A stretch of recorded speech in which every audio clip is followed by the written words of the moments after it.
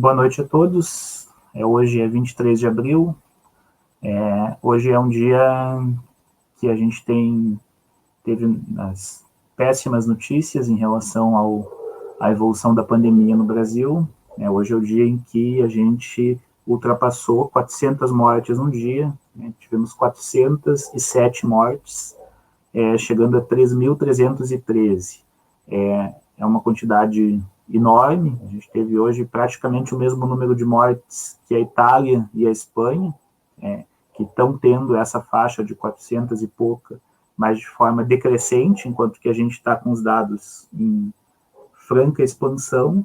A gente chega a praticamente 50 mil casos no número total, embora em relação ao número de casos, o patamar de subnotificação seja gigantesco. Se a gente já sabe, se a gente tem alguma noção em relação às mortes, que há uma defasagem que pode ser de 2 a 3 vezes, e que ela se expressa no fato de que esses dados são aqueles de pessoas que morreram e que o resultado do exame já chegou, que, portanto, pode ser de uma semana ou de 10 dias atrás. Em relação ao conjunto dos casos, a maior parte da população que tem sintomas leves ou que é assintomática sequer é registrada, e, portanto, a gente não tem nenhuma condição, nenhum tipo de dados sobre isso. Esse crescimento que a gente teve de ontem para hoje, ele é muito expressivo, inclusive do ponto de vista estatístico. São 14% a mais no número de casos, desde o dia 14 de abril a gente não tinha um índice tão alto, uma base mais baixa na época, menos da metade do que tem hoje, e, portanto, é um dado muitíssimo preocupante. Ontem à noite eu mencionei que a gente já era o segundo país do mundo em número de pacientes internados em UTI, com quase 15% do total mundial, e que, portanto, isso colocava de forma muito clara uma perspectiva de piora, de agravamento da situação.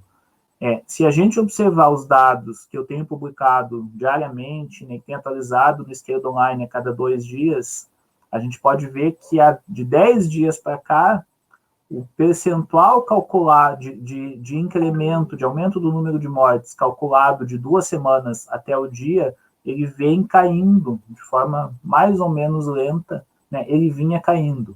Mas ontem eu chamei a atenção de que a gente não podia ter certeza de que isso vai continuar ocorrendo, porque esses dados expressam uma situação de contaminação de 20 dias atrás, 25 dias, que foi o auge do isolamento social. A gente tem muitos registros, muitos dados de lugares que reabriram o comércio, de lugares que flexibilizaram e relaxaram as normas de isolamento nesse período, e, portanto, é absolutamente arriscado de que isso se expresse, provável até de que isso se expresse numa retomada do crescimento dos índices, de expansão das mortes nos próximos dias. Evidentemente que a gente espera que isso não se concretize, mas responsavelmente é necessário levar em consideração essa possibilidade. Eu queria mostrar rapidamente duas tabelas que permitem a gente compreender um pouco melhor isso. A primeira tabela, ela mostra dados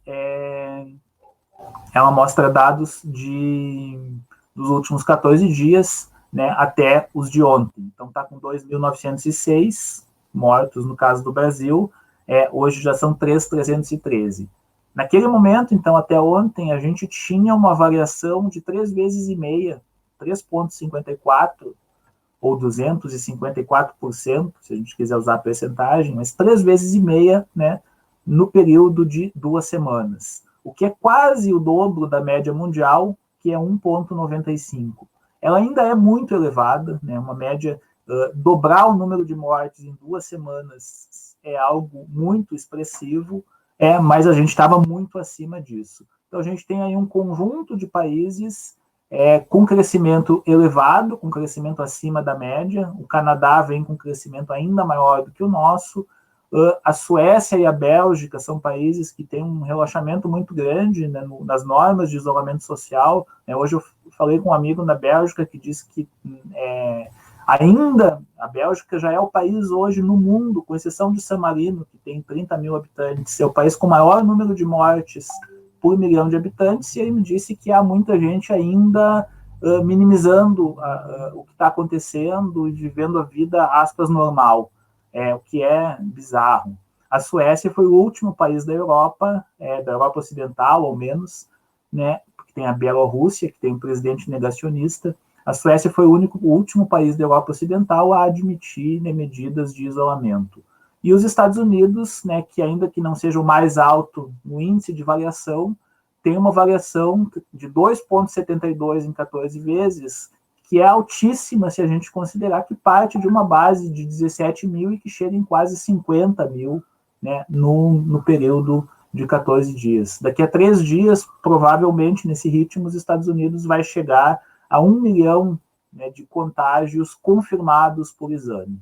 E mais embaixo na tabela, numa situação de um ritmo de crescimento dos casos já bem mais baixo, de um ritmo de crescimento do número de mortes proporcionalmente mais baixo, mas em termos absolutos ainda muito alto, a Espanha e a Itália, que vem tendo, né, em torno de 500 mortes por dia, ontem e hoje um pouquinho menos, 450, é um número muito elevado, mas percentualmente já se expressa menos por conta, né, da base muito elevada. E a China, que praticamente não tem tido mortes nos últimos dias, essa elevação se deve a ter registrado 1.290 mortes que ocorreram em fevereiro, que não tinham sido reconhecidas, mas fora isso tem muito poucas, né? E a Coreia, que é um país que a gente pode dizer que tem um grau, né, de controle sobre a pandemia, né, teve um crescimento de menos de 20% no número de mortes em 2 semanas.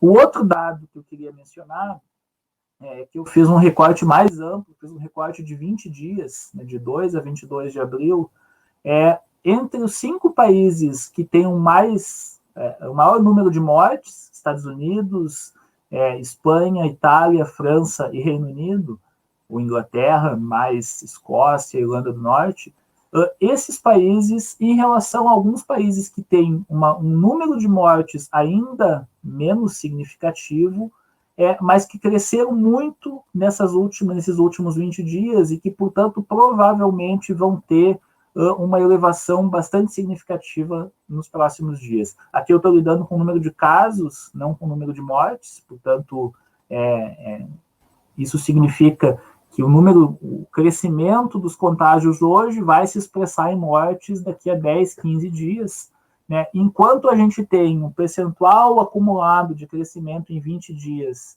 né, de 60%, 63% na Itália, até 242%, quase 3 vezes e meia nos Estados Unidos, um percentual ainda maior no Brasil, que é de 469, ou seja, 5 vezes e 5,6 vezes, né, 469, a gente tem nesses outros países percentuais ainda mais elevados.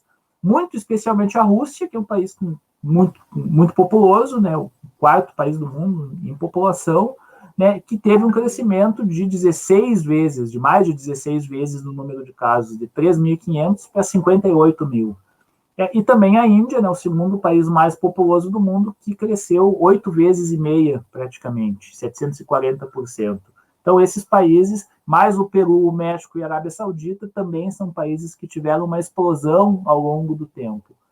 Todos esses países, com exceção da Arábia Saudita, tiveram um crescimento maior nos primeiros 10 dias do que nos últimos, ou seja, em patamares muito elevados, há uma tendência declinante. No caso da Arábia Saudita, essa tendência ainda é ascendente, no sentido de que o crescimento nos últimos 10 dias foi maior, né, do que no período anterior. Então, eu coloco isso para chamar a atenção, né, de que muito provavelmente alguns desses países, né, em especial Rússia e Índia, provavelmente vão aparecer, né, nos próximos dias como com números muito assustadores, pelo menos a tendência, né, indica isso, né? A linha de evolução, quando você tem um crescimento muito expressivo do número de casos, né, 10 a 15 dias depois, isso começa a se expressar também num crescimento muito expressivo do número de mortes.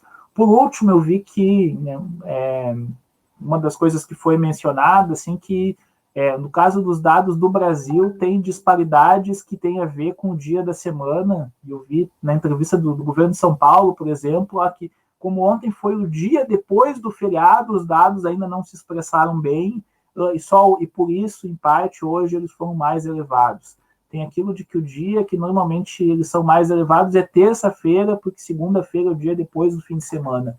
Parece meio que o parlamento brasileiro isso, né? Não dá muito para entender, mas pela lógica, pela forma com que a testagem é feita, a gente já sabe que esse registro, ele na maior parte dos casos, ele não é imediato em relação ao óbito, mas da testagem que é feita depois, né, do óbito, que é muito grave. Só para dar um exemplo, né, hoje foi divulgado o exame que deu positivo, né, do compositor Aldir Blanc. Ele está internado há 15 dias. Ou seja, ele fez o exame há 15 dias, o resultado saiu hoje. Esse é o tempo de fila, né? Felizmente, a situação dele parece que está estável, né? Espera-se que sim, mas isso dá um indicador, a partir desse caso individual, né, do tempo de defasagem entre o exame e o registro do positivo e, no caso da confirmação, né, quando se concretiza o óbito. Então, acho que era isso. Tem algumas outras questões, assim, tentar, talvez,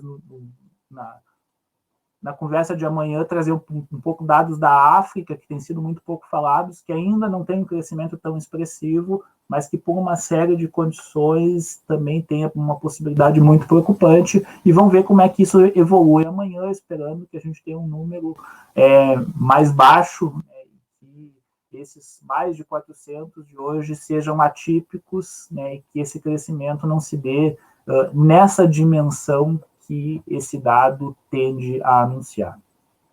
Acho que é isso. Boa noite.